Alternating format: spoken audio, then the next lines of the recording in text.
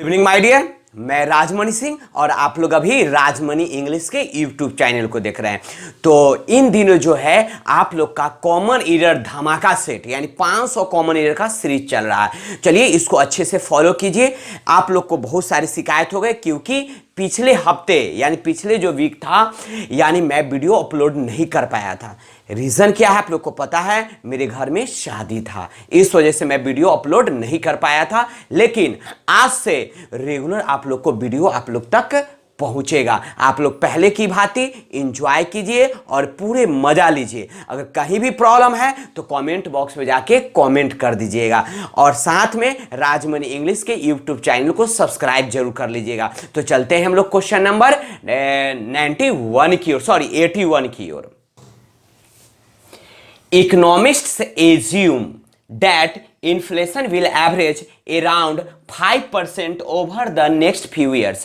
My dear, आप लोग को जो है इसमें ऑप्शंस जो है आप लोग को नीचे दिया होगा। मैं ऑप्शन नहीं लिखा हूं क्योंकि आपके पास ऑलरेडी ये ऑप्शंस जो है, तो समझ लीजिएगा मैं कहां इसको मतलब इसको एरर मानता हूं, उसी को आप लोग आंसर मान लीजिएगा। ठीक है, तो इकोनॉमिक्स यानी अर्थशास्त्री एज्यूम, तो पहली बात कहते एक गलत यहां पे हो गया। आपका क्या हो गया, एक गलत यहां पे हो गया। एज्यूम, एज्यूम का जो स्पेलिंग होता है ASSUME होता है। एज्यूम का अर्थ क्या होता है, मानना। क्या होता है, मानना होता है। ठीक है, एज्यूम कह रहा है यानी अर्थशास्त्री का मानना है कि इन्फ्लेशन यानी महंगाई विल एवरेज। तो एवरेज का एवरेज जो है माय डियर क्या है, ये एवरेज जो है नाउन है। एवरेज क्या है, नाउन है, इसलिए यहां पे वर्ब होना चाहिए इंक्रीज। Increase increase. तो माय डियर ध्यान दीजिएगा, यहां पे एवरेज, एवरेज भी गलत है क्योंकि एवरेज के स्थान पे क्या होना चाहिए, इंक्रीज होना चाहिए। क्योंकि इंक्रीज वही करा है। इकोनॉमिस्ट एज्यूम यानी वैज्ञानिक यानी अर्थशास्त्री का मानना है डेट की inflation will increase around 5% over the next few years. तो समझ में आ गया माय डियर। तो आपका एरर दो हो गया। एक तो एरर एज्यूम का स्पेलिंग एरर है आपका, एक increase is used instead of average यानी एवरेज के स्थान पे इंक्रीज का प्रयोग होना चाहिए। यदि कोई प्रॉब्लम है तो कमेंट बॉक्स में जाके कमेंट कर दीजिएगा। तो चलते हैं हम लोग क्वेश्चन नंबर 82 की ओर। New technology is changing our lifes for the better and does not necessarily result only in more stress। तो ये जो है आपका पूरा क्वेश्चन है और इसके नीचे आपके पास ऑप्शंस है। तो मैं ऑप्शन नहीं लिखा क्योंकि समय वेस्ट ना हो। तो चलते हैं माय डियर, क्या कर रहा है, new technology is changing our life. तो माय डियर आपका गलत यहीं पे हो गया क्योंकि आपने पढ़ा है कि एफ या एफ ई, एफ और एफ ई से जो लास्ट यानी एफ या एफ ई से जो समाप्त होने वाले जो वर्ड्स होते हैं उसमें हम लोग एफ या एफ ई को एवॉइड करके वी एस लगाकर जो है वी एस को यूज करके हम लोग क्या बनाते हैं, पीसीएन बनाते हैं, प्लूरल बनाते हैं। जैसे में देखते हैं वाइफ, इसके लास्ट में क्या आया, एफ ई आया। इसका प्लूरल बनाने के लिए क्या होता है, WIVES वाइफ्स हो जाएगा।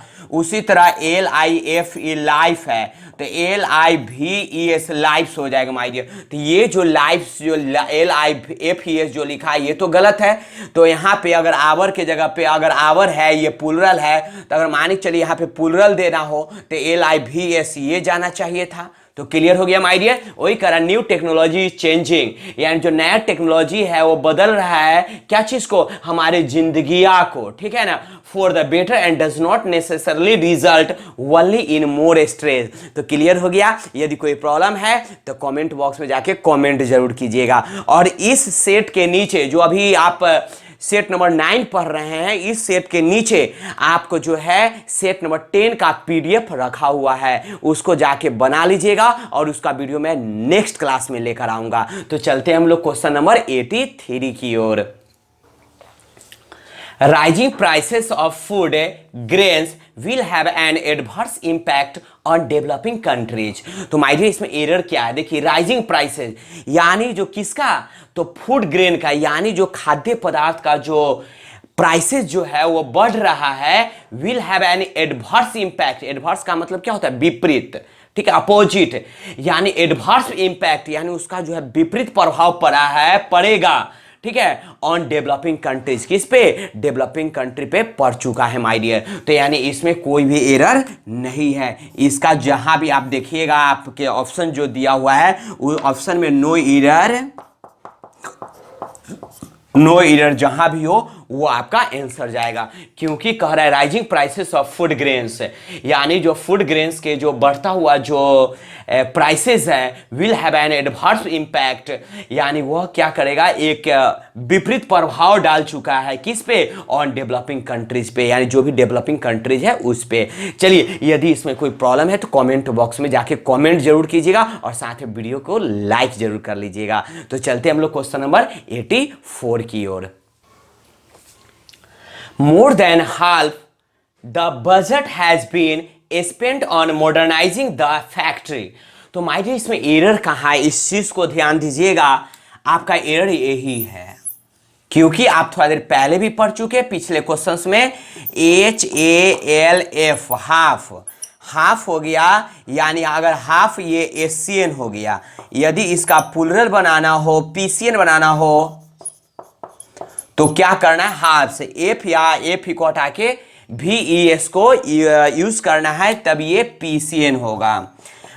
तो हाफ का यूज कहां करते हैं, तो किसी एक चीज में से, यानी कोई एक चीज है, जैसे ये मान लीजिए कि ये मैंगो है, ये जो है आपका मैंगो है, तो मैंगो का हाफ करना है, एक मैंगो, तो इसका यदि हाफ करना हो तो क्या बोलेंगे, half of the mangoes, half of the mango, half of the mango use करेंगे, ठीक है, क्योंकि एक में एक का आधा को हाफ बोलेंगे।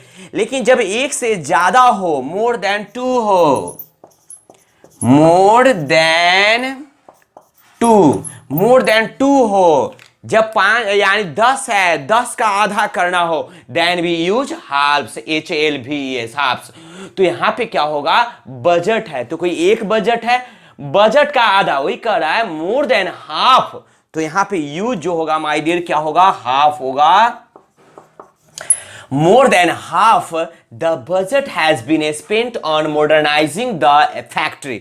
तो क्लियर हो गया, हाफ, हाफ, हाफ का यूज कहां करेंगे, यानी किसी एक चीज का जब आधा करना हो देन वी यूज हाफ, अगर मोर देन टू हो, मोर देन टू को हाफ करना हो देन वी यूज हाल्फ्स।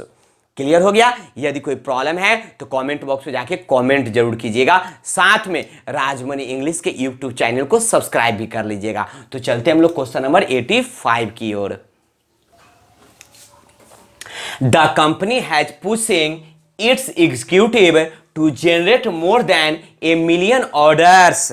तो आपका एरर जो है माय डियर यहीं पे, ऑर्डर्स नहीं होगा, यहाँ पे ORDER ऑर्डर होगा।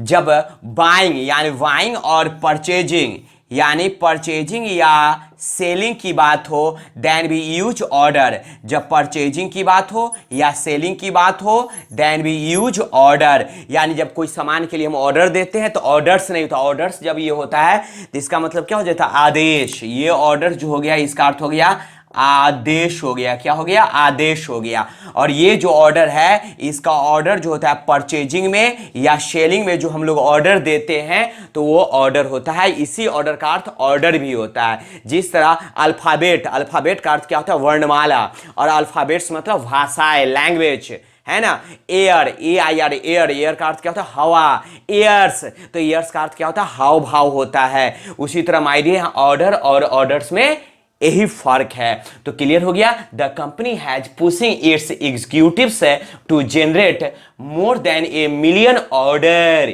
इन नेक्स्ट 9 months। तो क्लियर हो गया। यानी इसका आंसर जो गया ऑर्डर वाले पार्ट में है, यानी आपके ऑप्शन में जो भी होगा आई थिंक डी होना चाहिए, डी आंसर होना चाहिए, डी ऑप्शन में है शायद, देख लीजिएगा। तो चलते हम लोग क्वेश्चन नंबर 86 की ओर।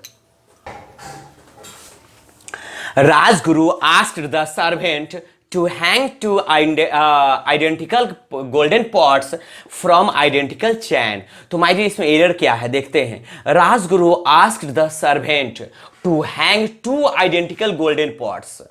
To identical golden pots from identical chain. तो माय डियर गलत यहां पे है आपका, फ्रॉम के जो स्थान पे जो है विथ का यूज होना चाहिए। With is used instead of from, with is used instead of from. Reason क्या है? तो माय डियर टूल्स के लिए, टूल्स यानी औजार, टूल्स के साथ जो है विथ का ही प्रयोग करते हैं। जैसे मैं कलम से लिखता हूं, तो मैं कलम से लिखता हूं, तो कलम भी क्या है? एक औजार है। तो I write with a pen, I write with a pen. Here with क्या हो गया? यहाँ विथ का अर्थ जो हो रहा है, विथ का जो अर्थ आ रहा है वो क्या आ रहा है? से आ रहा है माय डियर। तो यहाँ पे जो है विथ का अर्थ क्या होगा? से होगा। वही कह रहे हैं, Rajguru asked the servant to hang two identical golden pots with identical chain. यानी चक्कू से या चाकू से सेब काटना, तो क्या होगा? नाइफ यहाँ पे जो होगा क्या होगा? विथ होगा, ठीक है ना, यानी विथ नाइफ। क्या हो जाएगा? विथ नाइफ होगा, ना कि फ्रॉम नाइफ होगा।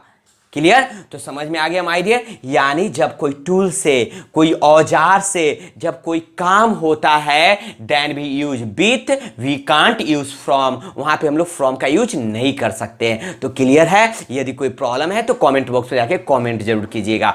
चलते हम लोग क्वेश्चन नंबर 87 की ओर। Kashyap purchase 3 vessels from a shop for beach, यानी जिसके लिए। फॉर बीच का अर्थ क्या होता है? जिसके लिए। फॉर बीच यानी जिसके लिए। द शॉपकीपर यानी दुकानदार चार्ज हिम, ये हिम कौन है? कश्यप। हिम कौन है? कश्यप है। कश्यप है। 2 golden coins. Clear my dear? तो यहां कह रहा है कश्यप परचेज्ड, यानी कश्यप जो है खरीदा 3 व्हीसल्स फ्रॉम अ शॉप, दुकान से।